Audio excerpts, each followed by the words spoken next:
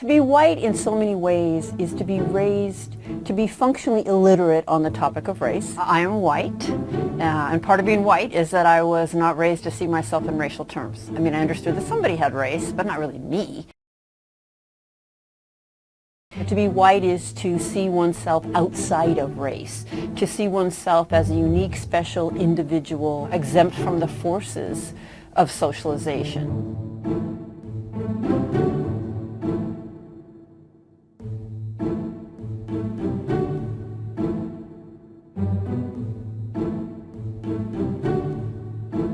I'll never forget a moment of standing beside a black man leading a workshop on race, and a white woman said to him, "I don't see color." He said, "Well, then how are you going to see racism?" "Because I am black.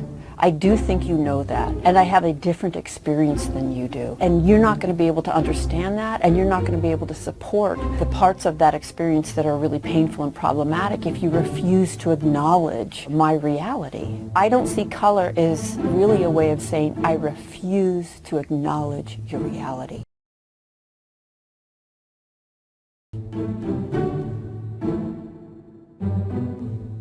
What's important about that narrative is it reveals what the person thinks racism is. So if the person is using proximity, fondness across race as evidence of a lack of racism, in order for that to be good evidence, a racist must not be able to do that. So that rests on an understanding that a racist cannot tolerate proximity to people of color. And I'm hoping that we can see that's pretty absurd, because trust me, even avowed racists can tolerate being around people of color, and often are.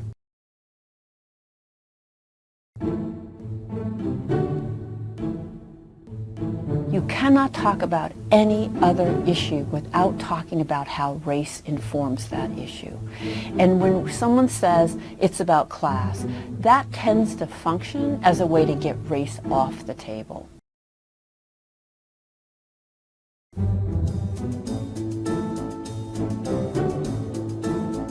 First of all, we're already divided by race. And focusing on race is not what did it. I would say not focusing on race, refusing to grapple with how race shapes virtually everything, is what keeps us divided. And that is a very white narrative.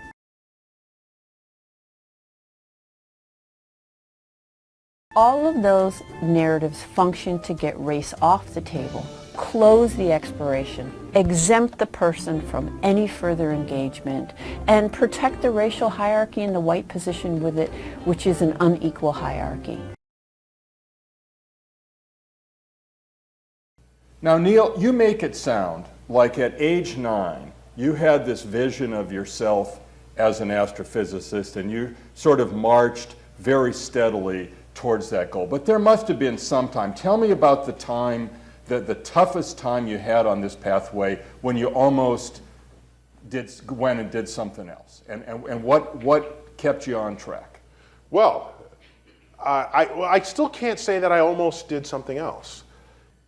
You know, astrophysics is not the first subject you think of to put food on somebody's plate or to somehow improve the situation of the underprivileged in the world.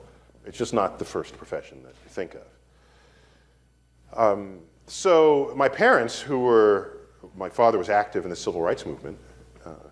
My mother was a housewife at the time, a very common profession of the day, and later on went back to school, became a gerontologist. So here I have parents who are helping people, and here's their son, you know, studying black holes, right?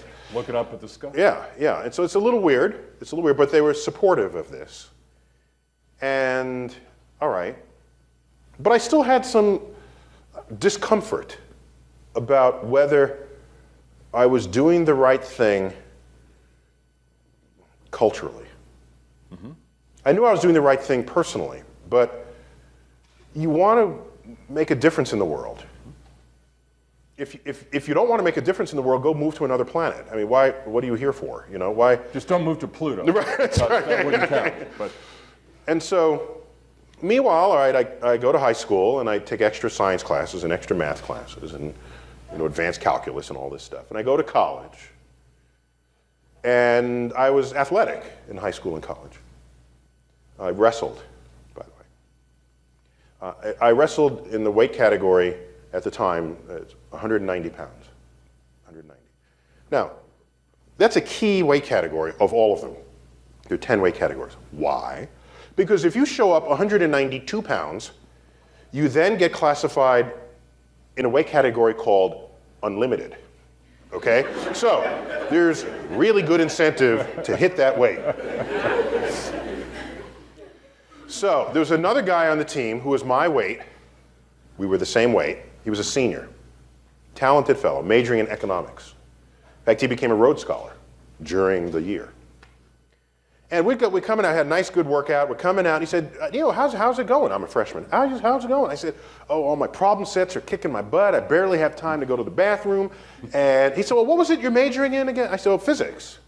And he says, well, and you want to do what with it? I said, I want to get a PhD in astrophysics. And you know what he said to me? By the way, what was he going to do with his Rhodes Fellowship at Oxford? He was going to explore the role of enterprise zones in inner city neighborhoods to empower those who are economically disenfranchised. Okay? He's black, by the way. So he turns to me and said, astrophysics. Then he says the following: the black community cannot afford the luxury of someone with your intellect to spend it on that subject. And I was devastated by that comment. Devastated. Now, he wasn't just anybody saying it. This is somebody who was walking the walk and talking the talk. And so I had no way out of that. He dug a hole and put me in the hole. And I had no shovel, no ladder, no way to, and there I was in a hole, trying to think my way out of it. And I knew my interest in the universe was real because I felt it in my heart. I felt it coursing through my veins. But my responsibility as an educated member of society was eating away at that ambition. In the absence of another way to think about the problem, I just kept at it, but with this albatross around my neck, this guilt that maybe I wasn't doing all I could to help others. All right. It's 1989. I'm in graduate school in New York City, Columbia University, Upper West Side. A phone call comes into the department from Fox News. This is before Fox was a national network. It was just local Fox News. The weather guy had read over the newswire that there was an explosion on the sun. Okay? A blob of plasma, astrophysical plasma, which is just a gas with a lot of ionized particles in it. So it actually responds to magnetic fields. It's kind of a cool state sometimes called the fourth state of matter. And the guy said, there's this explosion on the sun. What can you tell us about it? I said, it's just a blob of plasma, highly charged particles moving fast. About 100 times the size of the Earth. Yeah, it's large. It's a big plasma pie headed towards Earth. As it gets closer, these charged particles will notice the magnetic field of the Earth. They will split positive and negative. They will be attracted to the poles. They will spiral down, collide with the molecules in Earth's atmosphere, excite them and render them aglow, creating the northern lights, or the aurora borealis. So tomorrow and over the weekend, why don't you go north and have a good look at it? He said, you mean Earth is okay? I said, Earth is fine. They said, can you say that on the air? And I said, okay. And they said, we'll send up a limo. And I said, limo on the air? And I'm like, I'm a graduate student, all right? I'm wearing my one shirt and I got BO and I'm not, So I said, could you send the limo to my house, okay? To my apartment, and meet me there, not at the office. So I run home, shower, put on my one tie, my one, shirt, my one jacket, go to the interview, sitting here like this, a little backdrop of books, kind of the erudite set. Anyway, so we do the interview, and it's fine. We record taped at 3 in the afternoon. So I go home, call everybody. Mom, dad, sis, brother, grandma, grandpa. So I'm going to be on TV. Tune in. This is my first time on TV. So I'm home eating dinner, okay? And the interview comes on. There it is. So there it is. And at the end, I had an epiphany, a revelation. You ready? Yeah. This is 1989. I had never before in my life, and I believe to this day that that was the first such occasion, ever, but I had never before in my life seen an interview with a black person on television for expertise that had nothing to do with being black.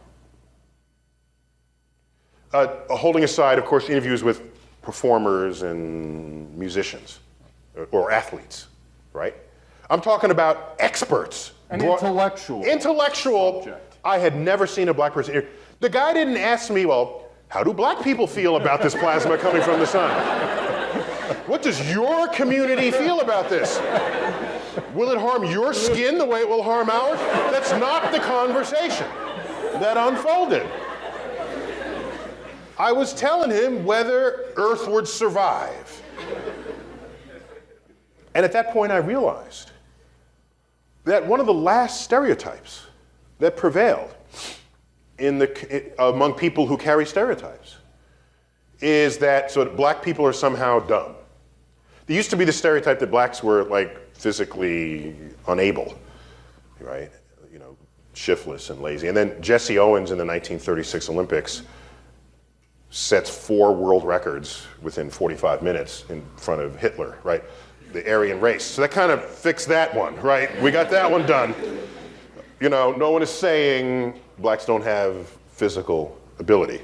That one's done, okay? So when you combine this, I wondered, maybe, if there's more of this, that's a way to undermine the sort of the stereotype that prevailed about who's smart and who's dumb. And think about it. The word smart is not applied to all professions, even if you are smart in that profession. No one talks about smart lawyers. They might say a brilliant lawyer. They'll talk about a creative artist. Smart is saved for scientists. It just is. It's not even really applied to medical doctors. It applies to scientists in the lab figuring stuff out that hadn't been figured out before. So if you had visible examples of this, then whatever is your next encounter with the black person trying to squeegee your windshield at the red light, and if you're prone to saying, oh, these black people, they don't work and they're too dumb, you're gonna have to remember that I just told you that Earth is safe from the plasma that came from the sun. And so you're gonna have to reconcile this. You're gonna have to be wondering, well, maybe this guy could have been one of those. But for lack of opportunity, but for lack of institutions with foresight, okay? And Neil, at this point, you had the answer to your Rhodes Scholar. Thank you! I said to myself, I just have to be visible, or others like me, in that situation. That would have a greater force on society than anything else I could imagine. Anything else. And so to this day, I'm getting email from white people saying they wish they were as smart as I was. That was an unthinkable thing 30 years ago. That just would not have ever happened. White people wishing they were smart like black people. And so, then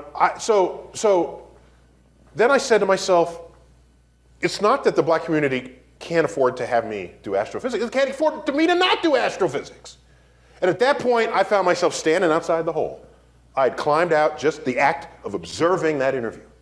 And since then, there have been other interviews with intellectuals of minority groups that have nothing to do with their being a minority. But I think that might have been the first ever. And I'll tell you why I think it was the first. Not that I've seen every single broadcast up until that minute of every channel, but it was another 5 years before I saw it happen again. Mm-hmm. That's why I think it was a you were looking blip. And then you're looking. Yeah. It's like you buy a new car and everybody somehow has your car that you're driving. Because but how did that happen? Well, you're now looking for it. So I was looking for it, and it went another 5 years. So So yeah, so I'm out of the hole. So then I said, well, let me look up my guy, see what he's doing. I can't find him anywhere on the internet. I don't know where he is. So I think I made the right decision.